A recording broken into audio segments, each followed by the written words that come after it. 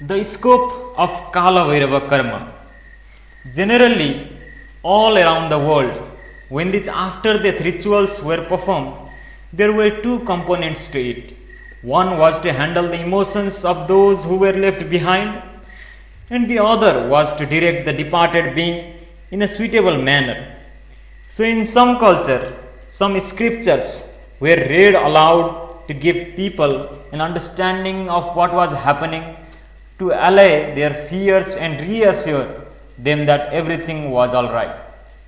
There were also some chants and rituals performed to soothe their emotions. In some cultures, there would be someone reading aloud as to what was happening to this person and egging them on to be brave and to move on to the next stage and so on. But once you drop the physical body, you don't have the discriminatory mind. So there is no comprehension of language and there is no sound or silence. So there is no question of this person understanding this or that. That is for the living. With rituals, you can draw the being to something. You can direct the being in a particular direction, but you cannot talk to it. The scope of what can be done with these rituals is wider. For example, there are people who direct these beings to be reborn specifically in either a wealthy family or the same family or a royal family. Such things can be done, but it is ridiculous because there is no guarantee that just because one is born in a rich family, one is going to live well. There are too many complexities of life which decide that. Moreover, those kinds of manipulations are not good to do. It does not work well for that life. The best thing is to make that life bubble thinner and leave it. It will find its own way to a better place. So I am personally only concerned about peeling that life off as much as possible. If possible, all the way, but at least as much as you can make it into a thinner bubble than what it is. What will happen, how it will be reborn, is not for you to worry about. Let us say there is a wind blowing. Depending on how light a certain substance is, it will land somewhere. A piece of paper or a feather may go far, but a twig or a branch may fall just a little away from you. Sometimes, if the weight and the shape are right, then the feather may travel and not land for months together. The important thing is to make it light. How far it will fly, what will happen to it, where it will land, and so on is subject to life. It is something that you don't try to direct because those kinds of manipulations can lead to lots of troubles. Now, once someone is dead, people are very interested in knowing where the departed person is, in heaven or hell or whatever. Some people claim to be able to tell you that you can determine whether a being is comfortable or in struggle. Accordingly, you can do certain rituals for that being. This is possible, but determining geographically where it is rubbish because there is no geographical where.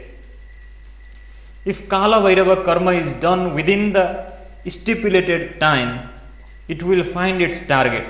If it is done later, it may not be as effective, but definitely it will shorten the time the life just hangs.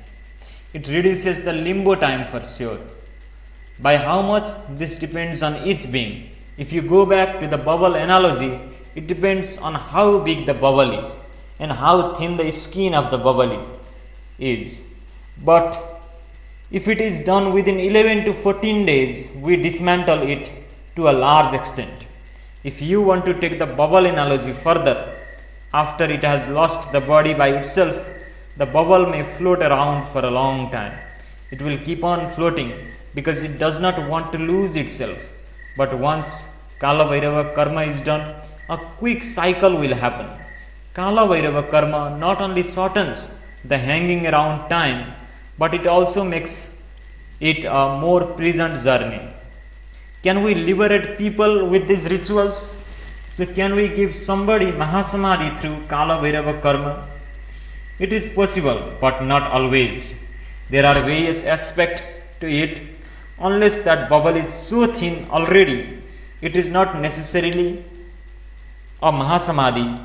If there is such a being with such a huge bubble but somehow could not burst by its own nature, Kala Bhairava Karma may burst it and it could become Mahasamadhi. But otherwise, it makes the bubble very thin and fragile so that it will want to find a physical body quickly because it cannot last long by itself. In any case, we can definitely hasten their journey. If you want to do Kala Bhairava Karma for yourself when you are alive, it becomes Kala Bhairava Kriya. Basically, Kala Bhairava Karma is being performed so that after you are dead, we mop up bits of your life that are sticking around here and there. Kala Bhairava Karma is being done to you because you are not a yogi and you are unable to do the mopping up yourself. A yogi will withdraw to the forest and die alone somewhere in the forest because he has done everything that he needs to do for his life. No one has to do anything for him later. Everything is finished. No Kala Bhairava Karma is needed. When he is gone, it is a complete evacuation of the space that he occupied. If you do not have that kind of mastery over your energies, you could do Kala Bhairava Karma. It can be taught to people, but it will need an extreme sense of discipline about who you are and how you manage your energies and system. It once happened, a cardiac surgeon had some trouble with his car. So he took it to the mechanic. The mechanic said it would be fixed in 24 hours. The following day, when the surgeon went to collect the car, it was not ready and there was no responsible answer for the delay. 6 days passed like this, and every day the mechanic asked him to come the following day. After a week of this, the surgeon asked the mechanic, "Why are you doing this to me? I need to go to work. I have things to do and I don't have a car." So the mechanic strutted around a little and said, "Well, you are a cardiac surgeon. What do? You fix the engine just like me, but why are you paid 50 times more than me?" The cardiac surgeon then realized what the problem was and he said, "I fix the engines when they are running. Can you?" Kala Bhairava Kriya is like that. Doing something for the departed is one thing. Doing the same thing with oneself when the engine is running is another thing. If you want to release this thing when it is still running, it takes a different level of discipline. If you show such discipline in everything that you do with your life, that you are not clumsy, you are alert to every small thing, then you can do Kala Bhairava Kriya. After that, when you leave, no one has to do anything for you. It will be definitely a great thing to do in one's life, a fantastic thing to do for oneself. But it will need a sense of discipline, which is a very scarce material in today's world. Traditionally, they said if you do Kala Bhairava Kriya for yourself, then you cannot go back to your home or village and live a social life. You have to live the rest of your life away from any community like an outcast. It is not that this person is an outcast, they just no longer belong there because they have created a genetic distance. They have got nothing to do with the family or the community because it is over for them. You can create distance to such an extent that even the fundamental physiological features of your system can change. It can be done. Once we started conducting Kala Bhairava Karma at the yoga center, people started asking if they could do Kala Bhairava Karma for their dogs or cats also. Please, there is no need for that. Existentially, one fundamental difference between animal life and plant life is that a plant does not have a subtle body. There is a lot of reverberation in it, but there is no subtle body for a plant. A plant may gather an aura around itself. Certain trees or plants gather much more than others. So, those plants and trees have been identified as sacred plants in India, as we want to benefit by being near them. But the plants do not generate it because they do not have a subtle body.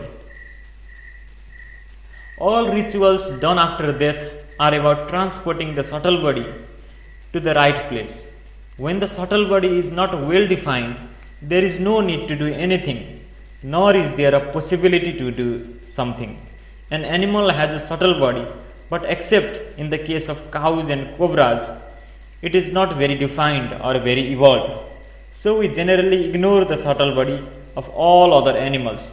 The subtle body of those animals can easily merge and mingle with nature. It does not really transport itself.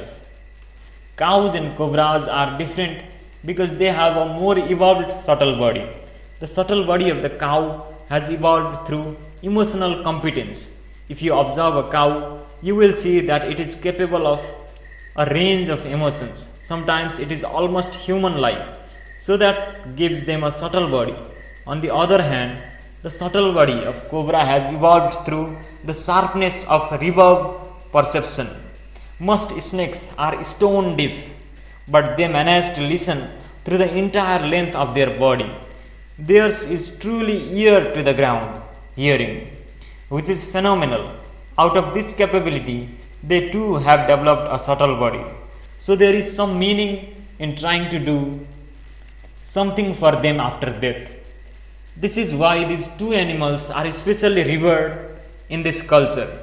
Traditionally, the carcasses of cows and cobras are never left just like that. They are either cremated or buried. Even if you find one laying around, you are supposed to bury it or cremate it. Now, for those of you who have been initiated by me, it is true that there is no need to go through any death rituals. However, what if you were a missed case? Someone who went through the initiation process but missed it. For those of you who have been initiated by me, I would like you to finish your process when you are alive, when life is still alive and kicking in you, so that you don't burden me when you are dead. I am willing to attend to you when you are alive. If you are incompetent, I am also willing to attend to you after you are dead. But why don't you make yourself competent in such a way that here and after you will be fine? You should live in such a way that there should be no need for any after death rituals for you. You should promise me that you will not trouble me even after you are dead. Please make yourself in such a way that you will not need any ritual from me or anybody else when you are dead. Hereafter, things should happen the way they need to happen for you.